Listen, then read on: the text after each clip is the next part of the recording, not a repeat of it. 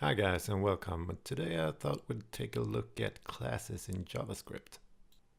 Okay, so some of you might think that this is a really stupid example, but I think it might be easier to understand if we do it this way. So let's make a class called vehicle. Then let's add a constructor. The constructor is a special method for creating and initializing an object created with a class. So it runs when your class is initiated. Then let's also add two properties, color and top speed. So then we need to assign these. So let's do this dot color equals color. This dot top speed equals top speed. Then let's just add a method called start.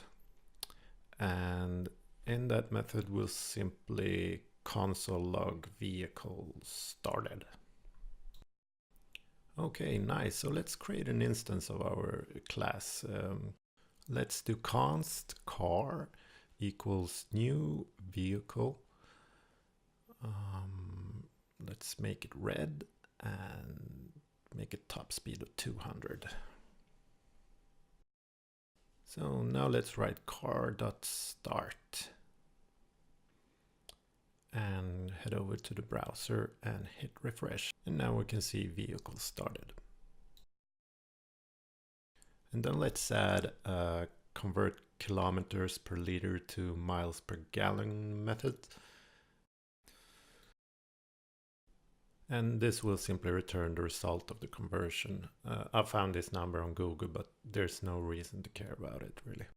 And we'll just make a console log on this method. And then just input 5.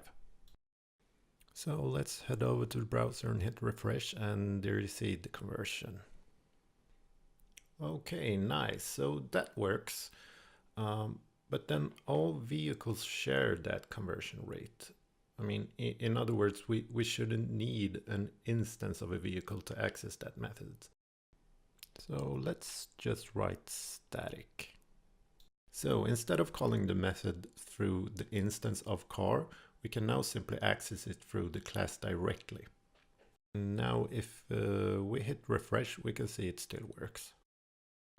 So a vehicle class is a bit generic if we want to add all kinds of properties to a car.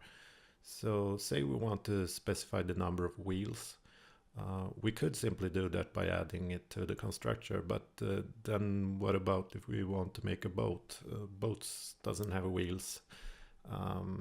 So we could say that the boat has 0 wheels, but that's not the way to do it. So I'm going to show you how to do some extending.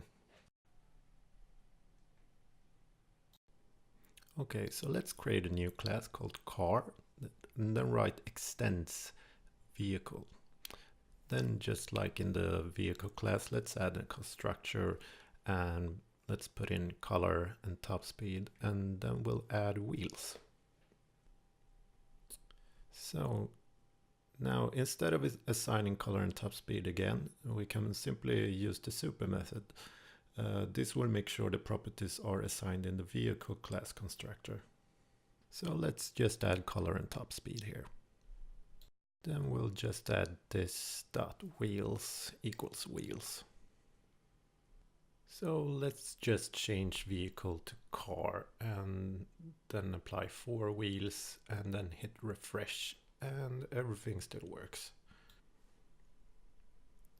So now let's create a car specific method called honk, and we'll simply just console log a little message.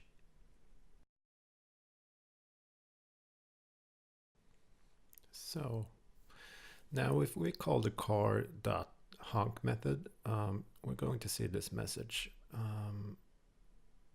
Oops, a little error there. So the red 4-wheeled car honked. So yeah,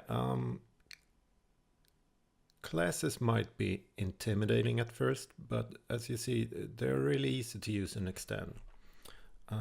I've put some links in the description where you can read on about classes to learn more about them.